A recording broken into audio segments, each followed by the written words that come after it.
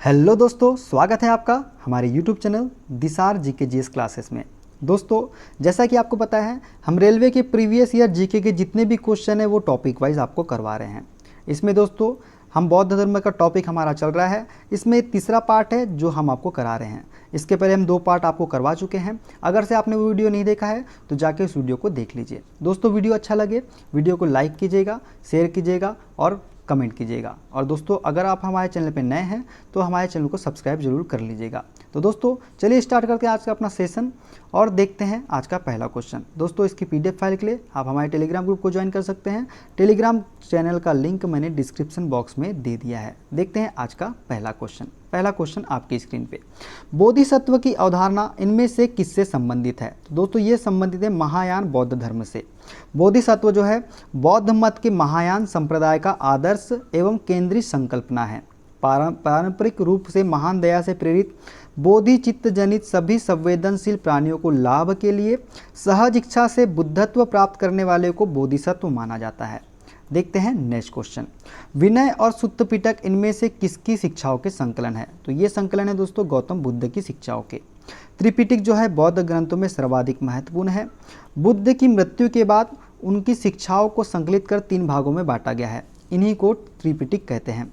विनय पिटक संघ संबंधी नियम तथा आचार की शिक्षाएं, सुत्त पिटक धार्मिक सिद्धांत तथा अभिधम्म पिटक दार्शनिक सिद्धांत के रूप में मिलते हैं। इन सभी को पाली भाषा में लिखा गया है, ये भी आपको याद रखना है।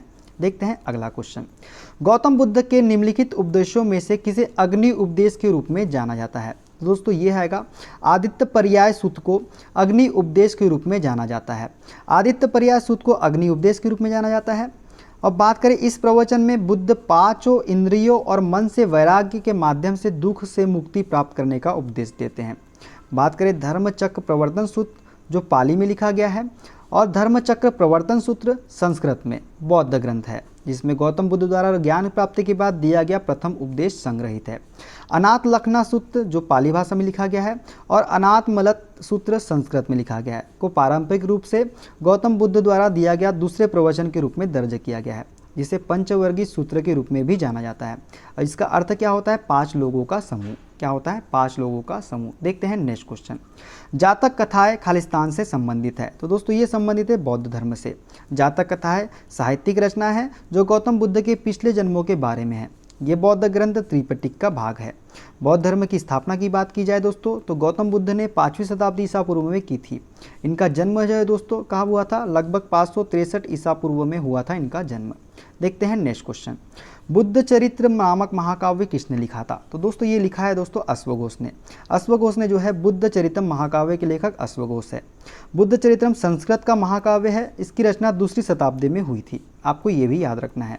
इस महाकाव्य में गौतम बुद्ध का जीवन चरित्र वर्णित है। बुद्ध चरित्र में 28 सर्ग है, जिसमें 14 सर्गों तक बुद्ध के जन्म से बुद्धत्व प्राप्ति का वर्णन है। अश्वघोष की अन्य रचनाओं की बात करें दोस्तों सौदरानंद काव्यम, गंडी स्त्रोत गाथा, सारीपुत्र प्रकरणम आदि जो है अश्वघोष की रचनाएं हैं। नागार्जुन की बात करें दोस्तों, नागार्जुन जो है शून्यवाद तथा माध्यमिक मत के प्रख्यात बौद्ध आचार्य थे। नागार्जुन का जन्म जो है दोस्तों ये 850 ईस्वी तथा मृत्यु लगभग 250 ईस्वी में हुई थी। हेमचंद्र की बात करें दोस्तों तो श्वेतांबर जैन परंपरा के आचार्य हेमचंद्र का जन्म गुजरात में अहमदाबाद के पास धुमधुना नवगर में 1088 ईस्वी में कार्तिक पूर्णिमा को हुआ था। हेमचंद्र राजा जो है सिद्धार्थ राज जयसी के सभा कवि थे। इनके अद्वितीय ज्ञान एवं बहुमुखी प्रतिभा के कारण कलिकाल सर्वज्ञ की उपाधि इन्हें दी गई थी। इनकी मृत्यु की बात करें दोस्तों 1172 ईस्वी में अनिहलवाड़ पाटन में हुई थी। इनकी प्रमुख रचनाओं की बात करें तो सिद्धहेम और शब्दानुशासन जो है हेमचंद्र की प्रमुख रचनाएं हैं। देखते हैं नेक्स्ट क्वेश्चन। निम्नलिखित में से कौन सा स्थल बौद्ध के तीर्थ स्थलों में से नहीं है? तो दोस्तों ग्वालियर जो है ये बौद्ध के तीर्थ स्थलों में से नहीं है। बौद्ध धर्म के संस्थापक गौतम बुद्ध थे। इनका जन्म 563 ईसा पूर्व में लुम्बिनी नामक स्थान पर हुआ था। बात करें बोध गया बौद्धों का प्रमुख तीर्थ स्थल है। बुद्ध को यहीं पर ज्ञान की प्राप्ति हुई थी। सारनाथ के पास स्थित बौद्ध तीर्थ जहाँ बुद्ध ने ज्ञान प्राप्त करने के बाद अपना प्रथम उपदेश दिया था। और कुशीनगर में दोस्तों बुद्ध की मृत्यु हुई थी, जिसे महापरिनिर्वाण कहा जाता है। देखते हैं नेक्स्ट क्वेश्चन। जातक कथाओं में खालिस्तान के जन्म और उनके पूर्व जीवन का वर्णन मिलता है। तो बुद्ध के जन्म और उनके पूर्व जीवन का वर्णन मिलता है जातक कथाओं में। देखते हैं नेक्स्ट क्वेश्चन। जैन धर्म और बौद्ध धर्म के उदय में भारत में खालिस्तान ईसा पूर्व शताब्दी में धार्मिक अशांति देखी गई थी। तो दोस्तों ये 6ठी शताब्दी में जो है बौद्ध धर्म और जैन धर्म के उदय में भारत में धार्मिक अशांति देखी गई थी 6ठी शताब्दी में। बात करें 6ठी शताब्दी की तो 6ठी शताब्दी ईसा पूर्व काल का कई काम मामले में संक्रांति का काल था। इस काल में मगध साम्राज्य की स्थापना होती है, द्वितीय नगरीकरण घटित होता है तथा वैदिक धर्म की बढ़ती रूढ़िवादिता, कट्टरता व शूद्रों में असंतोष ने कई धर्मों को जन्म दिया, जिनमें जैन व बौद्ध धर्म प्रमुख थे। ये भी आपको याद रखना है। गौतम बुद्ध की माँ का क्या नाम था? तो दोस्तों ये था माया। माया जो था गौतम बुद्ध की माता का नाम था। गौतम बुद्ध की माता का नाम क्या था? माया देवी था, जो कोली गणराज्य की राजकुमारी थी। इनका विवाह शाक्य कुल के मुखिया शुद्धोधन के साथ हुआ था। बुद्ध के जन्म के 7 दिन पश्चात ही इनका निधन हो गया। इनकी मृत्यु के बाद प्रजापति गौतमी ने बुद्ध का पालन पोषण किया था। ये भी आपको याद रखना है। देखते हैं नेक्स्ट क्वेश्चन।